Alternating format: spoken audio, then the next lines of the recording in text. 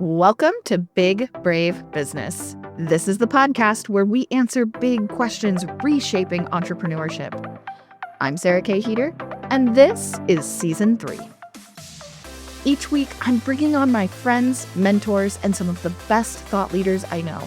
We dive into bold, values-driven conversations about leadership, equity, ethics, and building businesses that actually make a difference. Ready to do business better? Let's dive in. One of the things that is so difficult about running a business in 2026 is how inundated we are with information. We can get information anywhere: social media, YouTube, Google, right? We have podcasts, obviously. We have more information at our fingertips than we have ever had before. And that makes business really accessible in a way that it's never been, but it also can be really overwhelming to navigate the fact that we are inundated with advice. Welcome back to Big Brave Business. I am here for another solo episode today, and I want to explore with you a little bit how to navigate the landscape we are living in, where we are just inundated with relentless information and advice and perspectives. One of the things that I've said for a long time about business is that the more people you ask for their opinion, the more opinions you're going to get. And that can make figuring out what to do really paralyzing. Now, if you've been listening to this podcast for a while, you've also probably heard me say, sometimes you need to quiet the noise and stop buying more and more advice, and you need to listen to yourself, because you already have everything you need inside of you to know what to do and how to do it. That's a little bit easier said than done, especially when you're first starting. But if you're not brand new, I definitely feel passionately that this is true. If you're brand new, honestly, this whole podcast might feel overwhelming to you. I'm not going to deter you from listening, but it's not the place to get introductory building blocks for how to run a business. This is more of a conversation for you if you've been in business for more than 3 years. You have a proven offer. You already know who your ideal client is. You already have a plan for your business, right? Now, I'm not trying to say that your business isn't messy, because let's be honest, business is always messy. This is for you if you're really proud of what you've already built up to this point, and now you're trying to navigate, what do I do from here? And that age-old adage of what got you here won't get you there. People love to tell us that. So what do we need to shift in order to continue to grow or scale or move forward, right? And you may or may not be setting goals that have to do with scaling. I know that there's a whole movement in business right now that is kind of anti-scale, or at least against the word scaling. And I think that there's, as always, some validity to that movement, and some that makes me think, this is just not quite it. And that actually is super related to what I opened with in this episode, which is we are inundated with opinions and advice. So, the point of these solo episodes is a little bit to help with the integration and the application of all of these big, messy concepts that we talk about with guests, but it's primarily actually about how to navigate the relentless amount of information. And that's why I kind of wanted to step back and actually explore a framework with you for how to move forward in navigating the online business space, including this podcast itself. And that is how to filter advice and how to tell the difference between good advice and bad advice. It's not simple. And I think that is where I want to start is I want to honor how it feels to just have that relentless barrage of information. Is that the right word? I think so. So, first, let me just say if you've ever felt overwhelmed or daunted by the amount of advice that is given and conflicting advice, and maybe advice that isn't conflicting, but it feels overwhelming because there's just so much to do.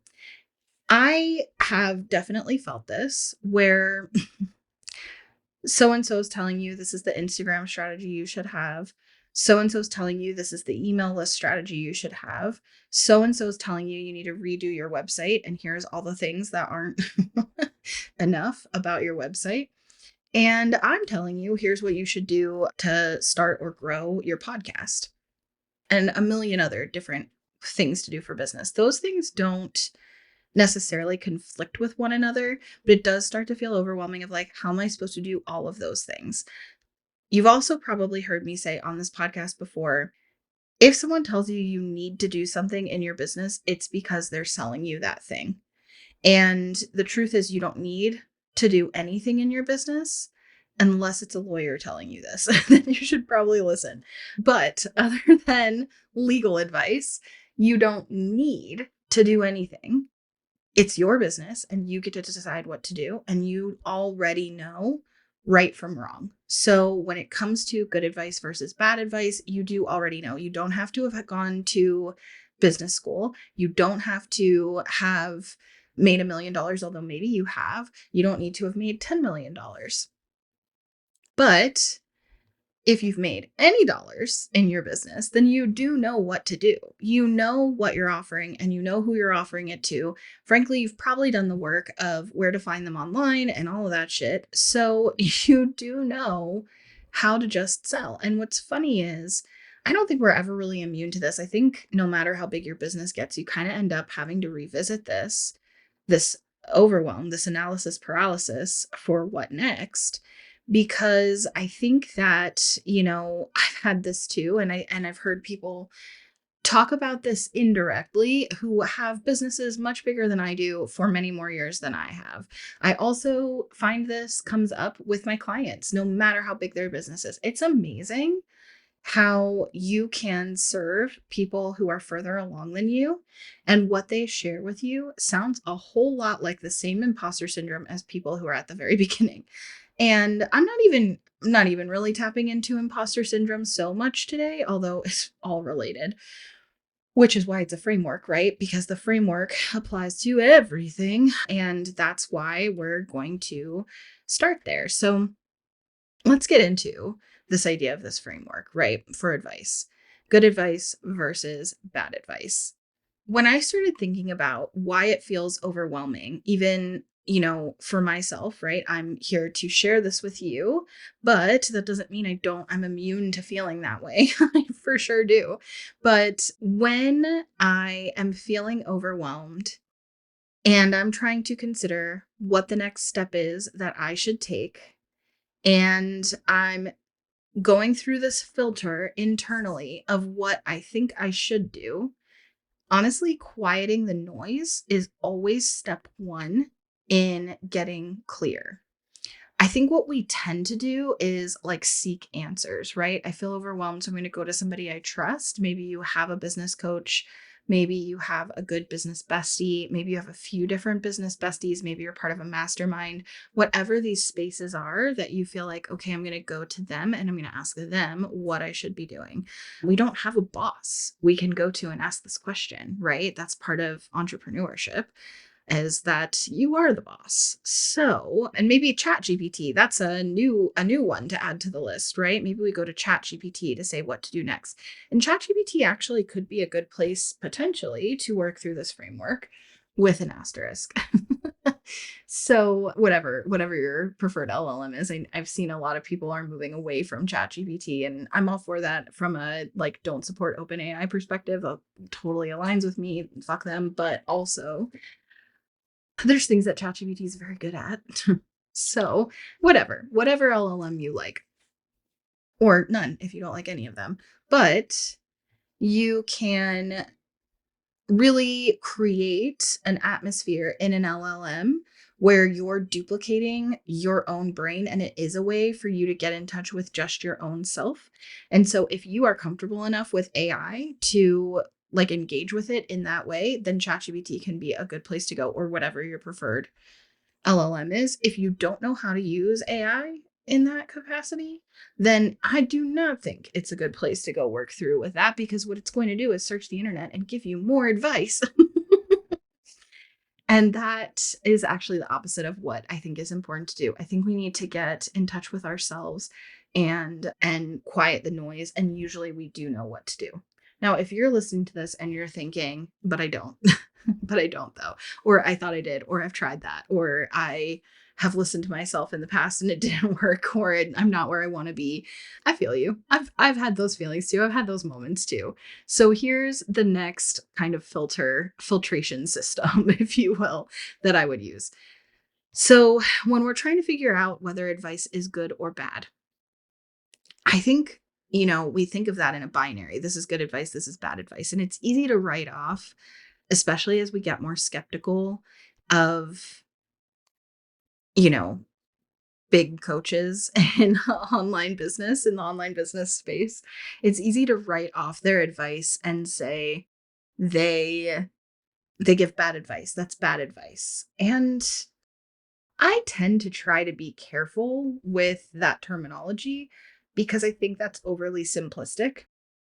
So I've been spending some time assessing what is the difference between good advice and bad advice? What could we truly call bad advice, right? And how do we know if advice is good? Sometimes we're so muddled up in the overwhelm that we can't tell the difference between good advice and bad advice. Like there's some advice that's easy to identify as bad advice, and there's a lot of advice that just feels gray, like you just don't know. And I think that the real reason why is because when we just start to double click on that and ask the question, what does it even mean?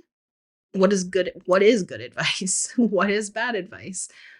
We start to find that that's not a simple answer. And that's part of why it's not easy to classify whether advice is good or bad.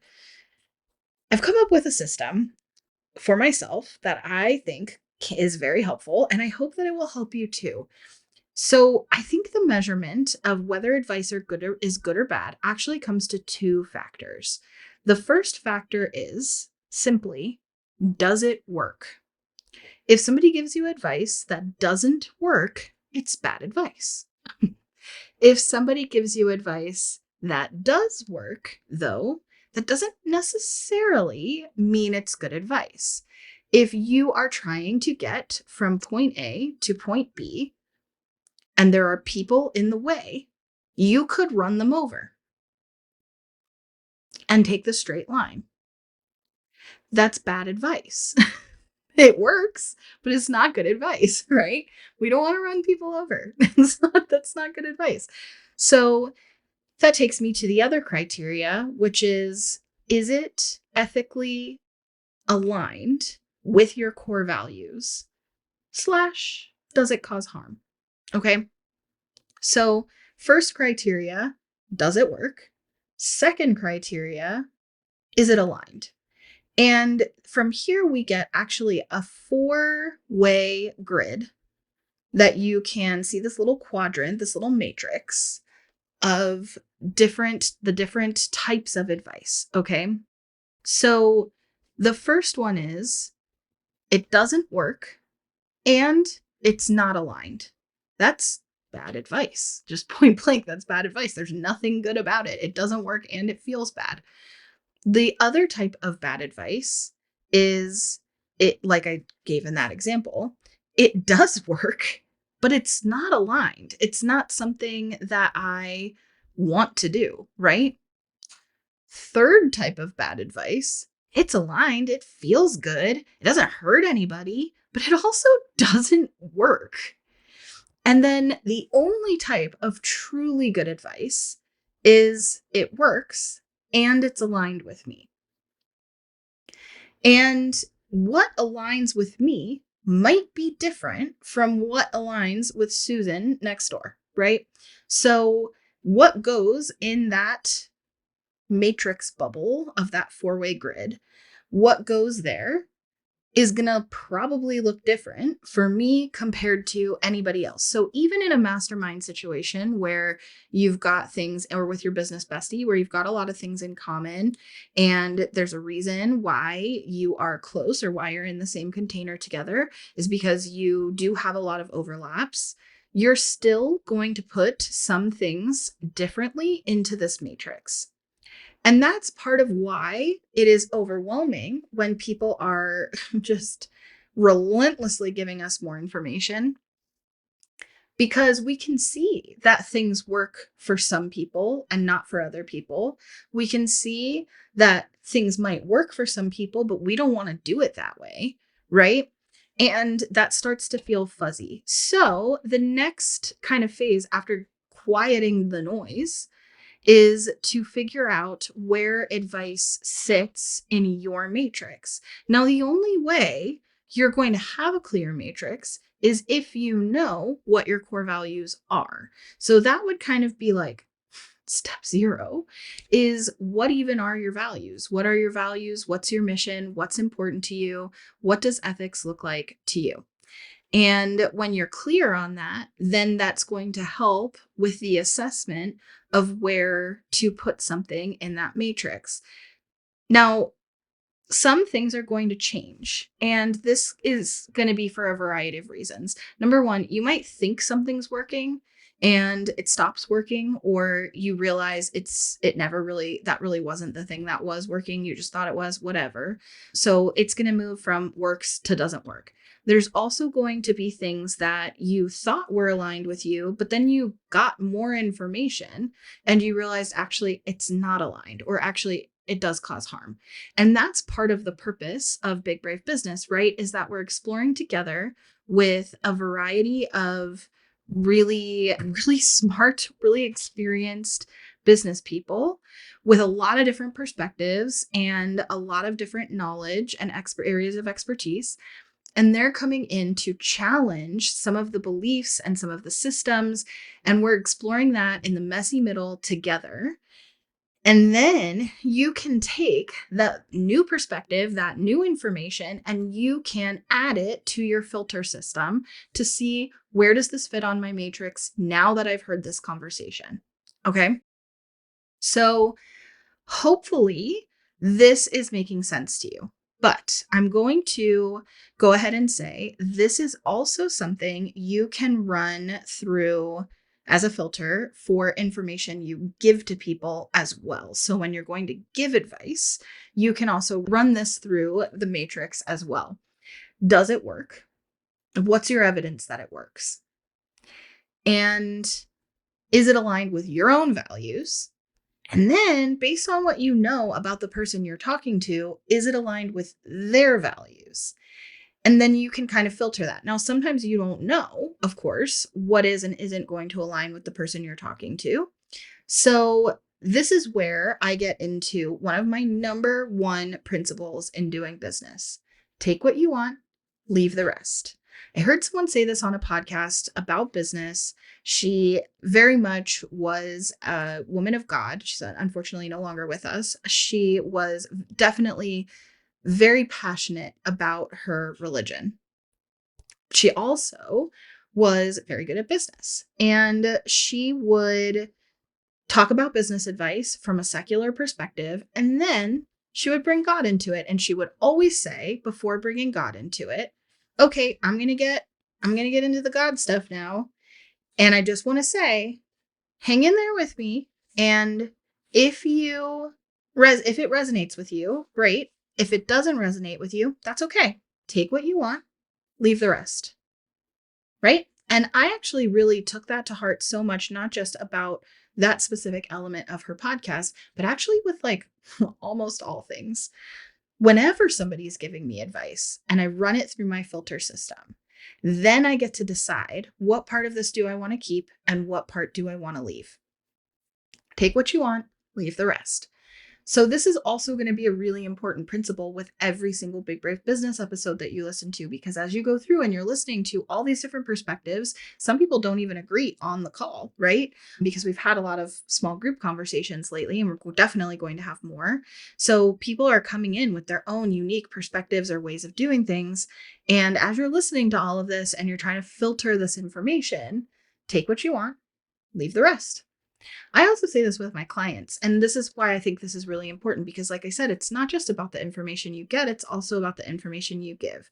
When I talk to clients about their podcasts, I know that the information that I'm giving, to the best of my knowledge, is going to work. If they take my advice as a consultant, it's going to be effective. I know most of my clients pretty well, especially the ones I've been working with for like 4, 5, 6 years. So I am able to tailor my advice to be specific to them and the way they do business, their mission, their values, etc.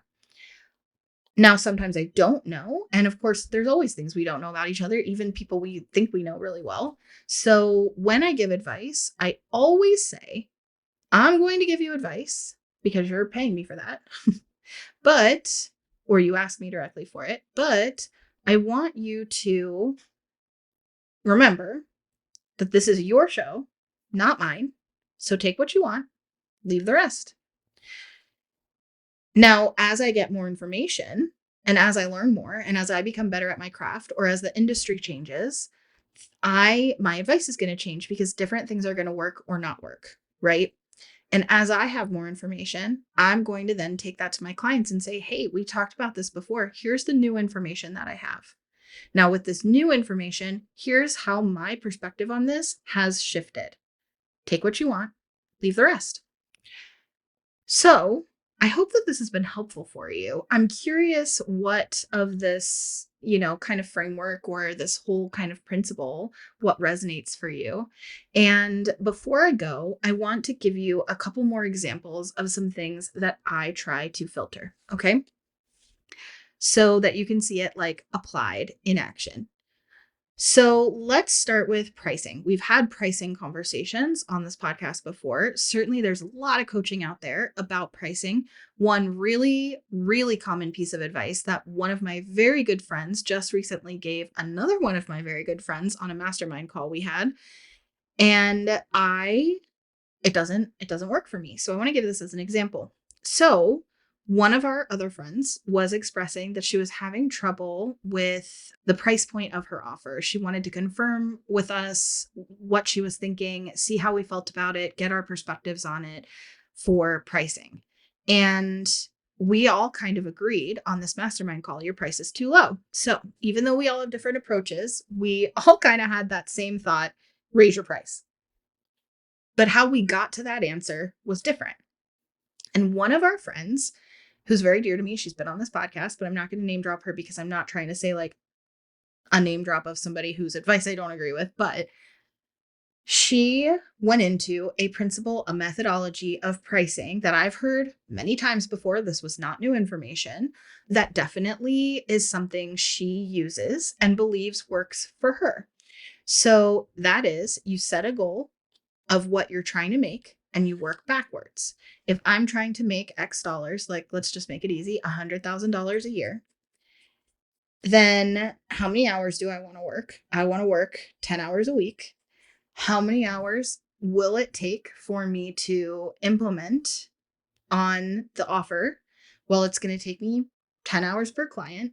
So then what would I need to charge in order to only work 10 hours a week, still make $100,000 in a year, right? And so you work backwards and reverse engineer the math. You've probably heard, if you listen to business podcasts or follow business coaches on social media, you've probably heard those terms about work backwards and reverse engineer 100 times.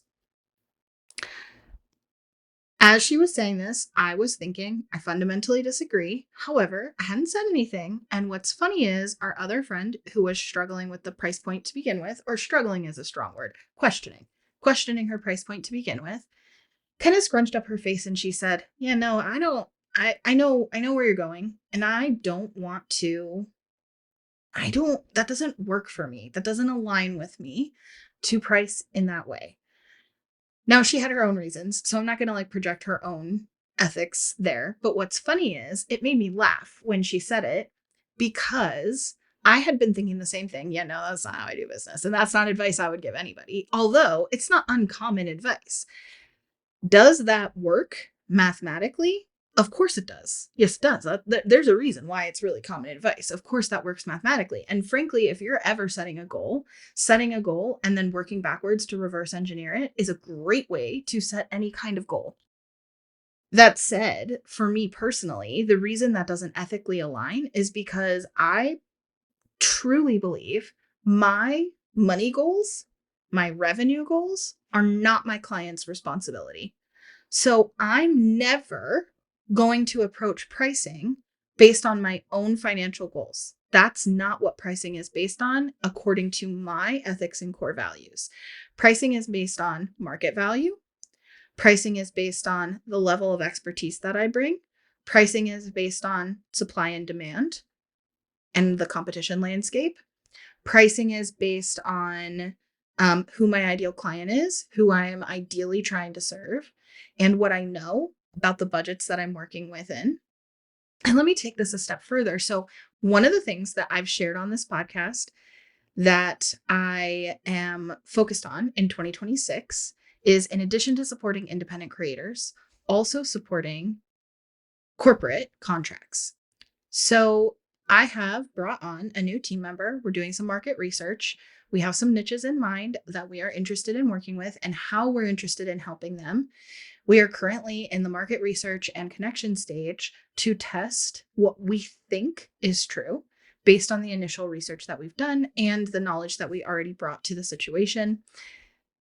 And that includes assessing what is the competition, who else is out there doing this, and what does that look like? What are they charging? What's the market rate for this? And in their reported financials, what are they already budgeting and for what? How? How's their budget being allocated? That matters because in the sales process, when we go to approach them, we need to be able to speak specifically to their budget. Otherwise, we're kind of throwing spaghetti at the wall to try to find people who fit what it is we want to charge instead of creating an offer and a price point that is based on the market we're trying to serve to have the effect we intend to have, right? It's about impact. It's about the change you want to see in the world and all of that. That aligns so much more ethically with how, like, my core values, how I approach business, how I exist in the world, how I take up space. That is so much more aligned with who I am and how I do things than to create a money goal and reverse engineer what I need to charge in order to achieve that goal. Now, there's a lot of people out there who are going to tell you to do that. And there's probably people listening who have given that advice, taken that advice, etc. I'm not telling you you're wrong. I'm not. That's not my job. Your job is to know what's right or wrong for you. And that includes, does it work for you? Is it aligned with you? Does it cause harm to other people or yourself or anyone? And you have to decide that for yourself.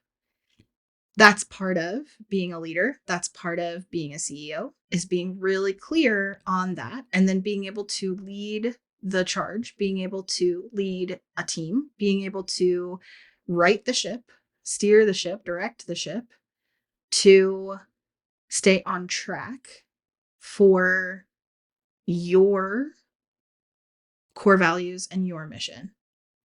So that's one way that we've talked about on this podcast is pricing. That's one thing that is a subject that we've talked about on this podcast that I'm filtering through. And sometimes you'll hear this framework come into play in the conversations we're having on this podcast. So it might look like someone saying, "This is my opinion." They say it as truth. And then somebody pushes back and says, I'd like to challenge this. See, for me, it looks different. It looks like XYZ, right? And here's the reason why that looks different. Now, that's not an arm wrestling, haha, I win. It's, here's a different perspective. Now, for you listening, what perspective resonates more with you? And sometimes the person who's on the receiving end of being challenged is then pushed to consider, huh, is that new information for me? And now that I have this new information, does it change my opinion about where this falls on my own matrix? And maybe the answer is yes, and maybe the answer is no. So I'm not trying on this podcast to ever tell you. I got this feedback once from a listener, and if you're listening, shout out to you. Thank you so much for listening, and thank you for bringing this up to me. And I love that we've gotten to have these kind of interesting conversations about business since then.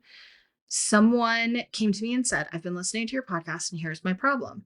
Every single episode, you open this whole can of worms. You really get me thinking, you really get me challenging my assumptions and challenging the status quo. And I'm like, okay, all right, that's a lot of information. Like, okay, like I'm ready to go. What next? And then you don't close the loop and give me actions. And I'm sitting here like, how do I apply that? Right. And I said, it's really not my goal on the podcast. Now, I have tried to get a little more tactical since then with my guests, trying to encourage people who share things to say, okay, based on your perspective, what's the one piece of advice or what's one thing somebody can do in that direction right now if what you said aligns with them, right? So I've tried to close the loop on that a little bit.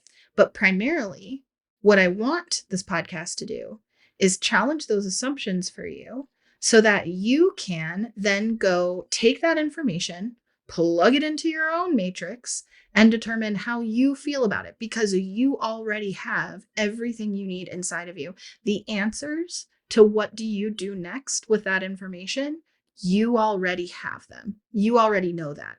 This is just presenting information to add to your matrix so that you can continue to do business better and better and better. So I hope that this was really helpful for you, or at least got your wheels turning. I'm interested to hear from you about what you think, and also to continue to work through, especially in the solo episodes where it's just me and you hanging out talking about business. I hope that there is an opportunity for us to continue to apply this over time. And I will see you right here next week. Thanks for being here.